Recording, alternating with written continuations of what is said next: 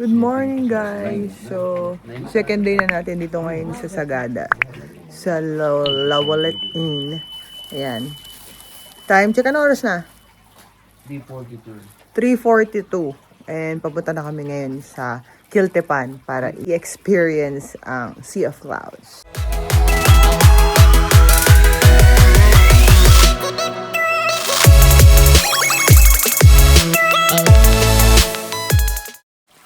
Hindi na siya ganong foggy this morning. So, maglalakad na kami papunta doon. Malapit lang daw. Good luck! Kakanan kami dito sa may Petron. Oh my God, pataas. Good luck sa atin. Hiking. Practice sa'yo yan. Kiltepan Dogo. Medyo madilim. One eternity later. Mga kateki kanina, di ba, naglakad kami papuntang Kiltepan. Ilang metro, one kilometer and 300 meters din yung nilakad namin from Lalowet into Kiltepan. Sobrang dilim, sobrang lamig, sobrang taas ng kalsada. So, sobrang hingal na hingal kami. And, nung hinanap namin, Diyos ko, ang tawag dito, ano pala siya, sarado. So yun, sarado na pala siya, may nakalagay sa gate. Pero, tinignan ko sa review kasi, sa Google review, wala naman nakalagay doon na sarado siya ngayon. Last year, may part na sinabing sarado siya. Pero, ngayon may nakalagay na doon na sarado na siya. But anyway, so bumalik kami, tapos pagbaba namin sa Lalowet Inn, ang dami ng tourists doon kasi pupunta naman sila sa Marlborough Hills. And nagtanong-tanong kami doon, yun nga, sabi nung guide doon, sarado ng tuluyan yung Kiltepan, gagawin na daw private property, if I'm not mistaken. Tapos yung Marlborough Hills, yung sinasuggest na sa amin. Kaya lang nga, may 45 minutes hike. Meron pang isa, Ampukaw, hindi ako nagkakamali sa pangalan. Pero one hour hike naman daw yun para makita mo yung Sea of Clouds. And then, isa pang sinabi niya is dito sa Blues Inasan, yung kainainan natin kahapon. Meron din daw ditong view ng Sea of Clouds. Kaya nandito kami, time check, 5:30 ng umaga. And magkakape kami para maintay namin yung Sea of Clouds. Baka sakali makita namin dito. Guys, 5:56 na ng umaga. 5:56.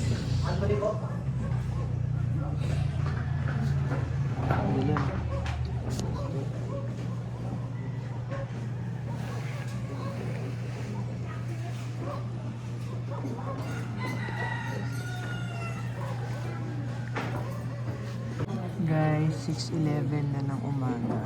Ito yung view natin dito. Yeah.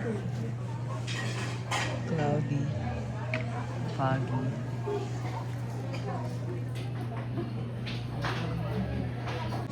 Time check, 6:19 ng umaga. Yan lang naman ang view natin.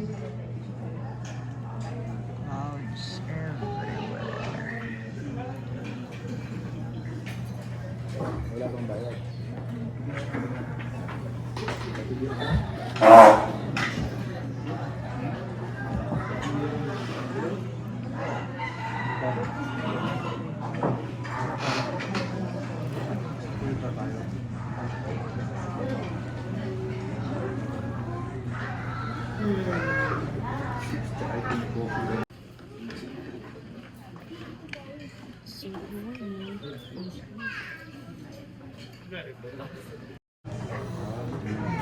$6:25 guys, wala nang ganong clouds.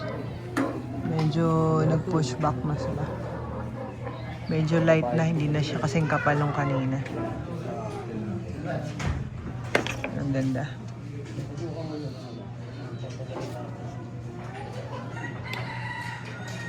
Okay, so dito na kami sa Lalowet. Dito sa restaurant nila. And kakain kami ng free breakfast. Ito? Pre-order mo yun. Yung isang Pipili ka diretsuhan? kung anong gusto mong breakfast.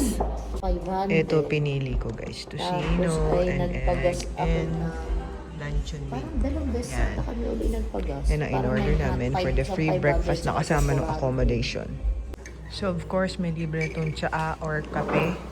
And fruits, organic daw to guys, yung kanilang fruits. And banana. Ay, fruits ako ng fruits. Veggie pala, sorry. A few moments later. Good morning guys! Second day. Wait. Time check. 11:58. So, inintay lang namin yung checkout time dito sa Lalowit Inn para makapag-checkout at makauwi na ng tuluyan. Again, dito kami nagstay sa Lalowit Inn. Ayan. And ito yung mga motor namin. Getting ready na kami para makaalis. Hopefully, makauwi kami sa Cavite ng around 7, 8. Depende na lang kung ilang hinto gagawin namin at kung traffic.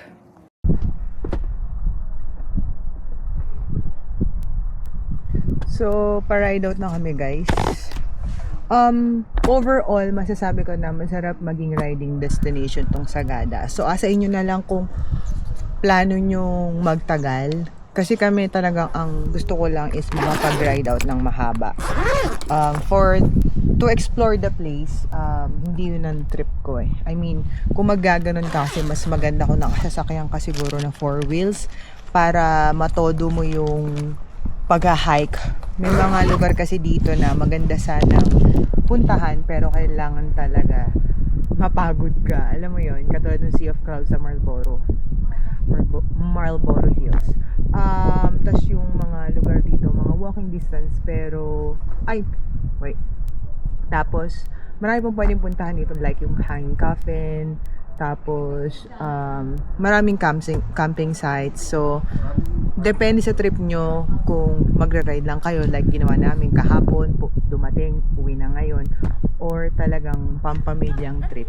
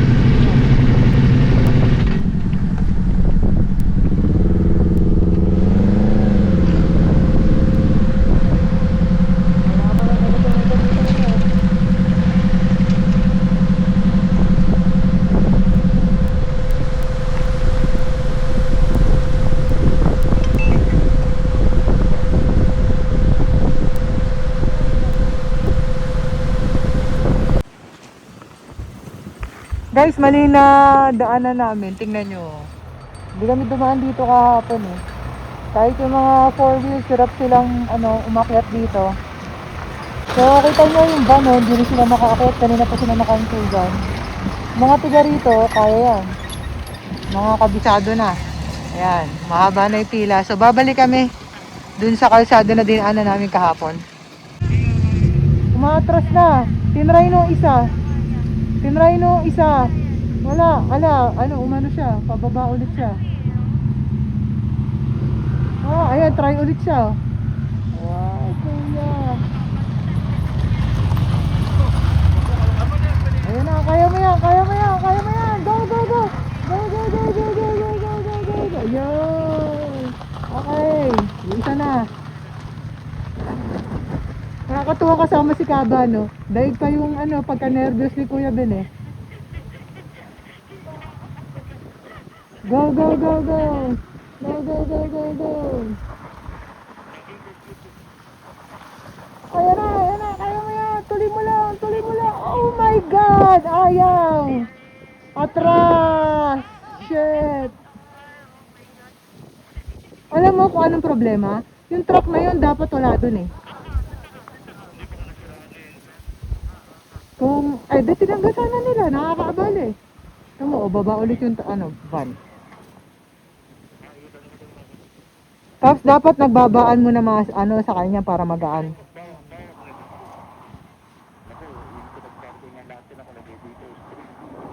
Okay lang, ay magagawa. Wala, baba na naman siya. Wait lang. Ang lamig dito, wait lang. Kaya mo yan, kuya. Go, go, go, go, go, go, go, go, go, go, go, go. Go, go, go, go, go, go, go, go, go, go, go, go.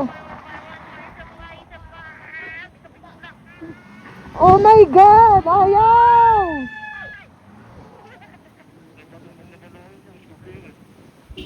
Ayaw talaga.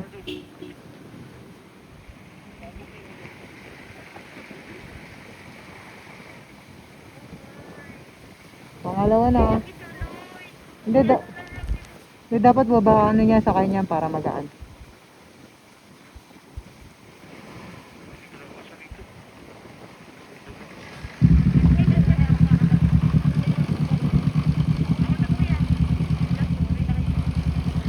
Wait lang, pakapitin ko na itong van.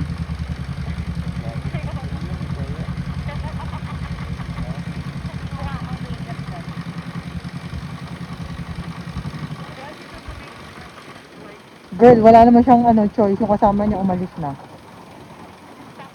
Oo, kasama niya yun. Usap sila.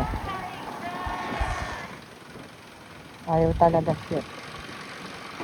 O kaya pa-drive na lang niya sa mas marunong yung kalsada.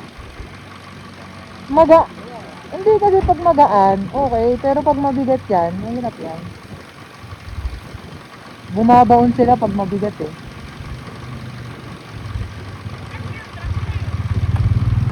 Tsaka alam mo yung ganyan, mawawala ng confidence yan pag nakailang Ayan, tingnan mo. Ito na yung driver ng isang van, siya na mag-aakyat. Ganyan dapat. Pag mahinang classified driver, ayan mo na. Ayan na. Palit sila, palit. Sabi siguro ikaw na. Napapahiya na ako. Hindi ko na kaya.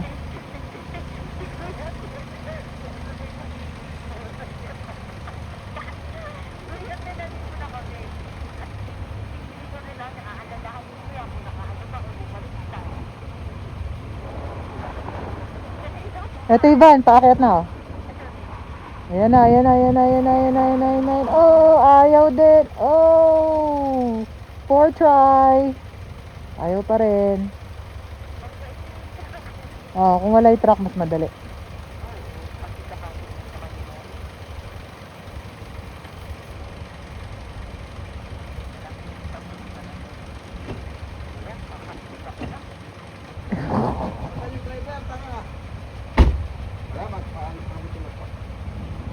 Go, go, go, go, go, go. Pinalalim niya na yung daanan.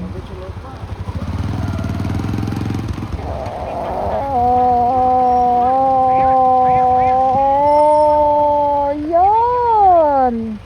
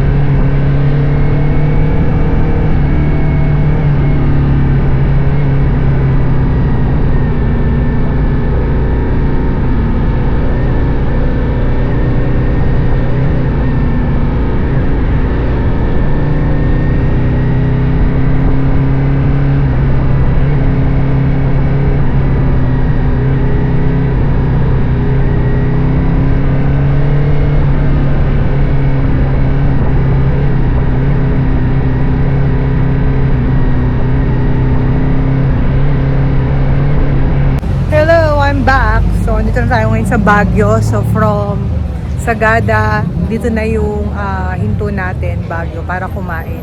5:30 na ng hapon and medyo padilim na. Pero ang sarap ng biyahe kanina, pababa ng Sagada. Although, umulan at some point sa bundok and sobrang foggy. So, ang lamig, umabot ng 16 degrees Celsius. Sobrang lamig, sobrang foggy, and then may konting ambon. Ang masabi ko lang sa biyahe na to, in one word, malamig. Lalo na doon sa Sagada, yung tinuloyan namin doon. Alam nyo, 3 patong ng damit ko, tapos mga medyas, naka-gloves, naka-bonnet ako dahil sobra ang lamig doon. But anyway, andito nga tayo sa Baguio para kumain. So, andito tayo sa Cafe by the Ruins. Kahapon, di maganda yung unang experience natin sa Hill Station. Pero dito, so far so good. May parking para sa big bike.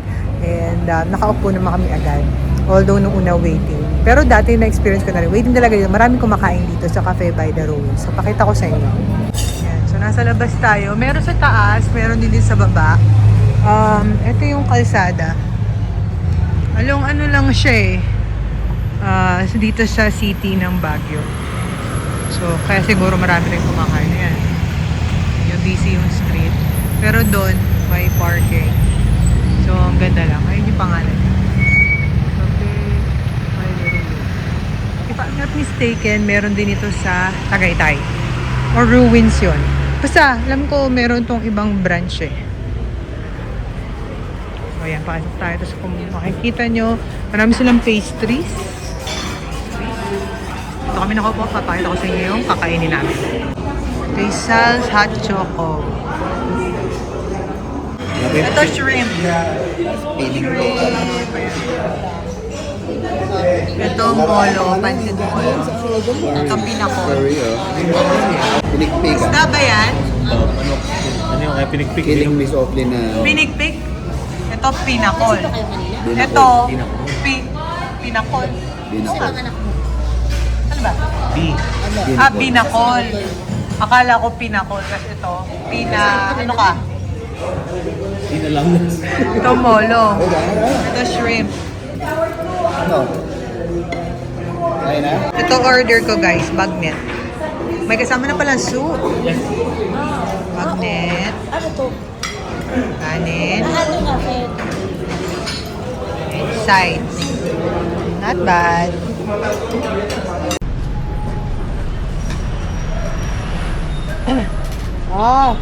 Mahirap itong ginawa mo.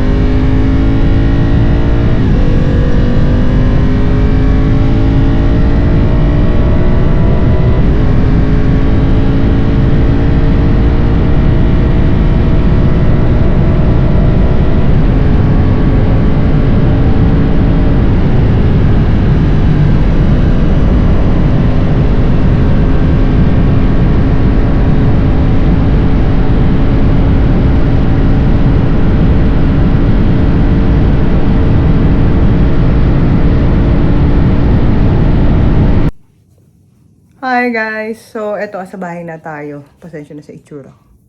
Grabe na. Bakat ng balaklava. Anyway, so, time check 11 p.m. Umalis kami sa Baguio ng mga 7. And, medyo matagal yung biyahe namin. Nakailang stop din kami for rest and for gasoline. But anyway, ayun, natapos. So, siguro from NLEX Marilao to Sagada, around 8 hours. Depende na lang yon kung sa pacing nyo tsaka sa mga stops nyo like rest, tubig, or CR, or pagkain, or gas, whatever. But mabilis lang yung biyahe kung tutuusin. Hindi naman ganun tagal. Pagdating naman sa hirap, may nagtanong actually sa akin kanina kung kamusta daw yung kalsada, yung road, yung ride doon. Hindi naman siya mahirap actually. Pero hindi ko rin siya nire-recommend sa mga bagong big bike users.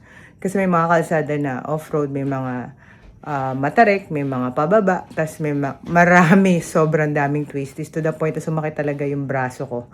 Both braso ko masakit ngayon dahil talagang ang daming twisties, one to sawa. From, ano pa lang yan, from Quezon hanggang Sagada. So, balikan, sobrang daming twisties. Anyway, sobrang sarap nung ride. Thank you sa mga kasama ko. And thank you sa mga nanonood, of course. And I hope to see you again on my next vlog, guys. So, please like and follow my Facebook page, my TikTok, and my Instagram. And don't forget to like and subscribe on my YouTube channel. Bye-bye, mga kateki!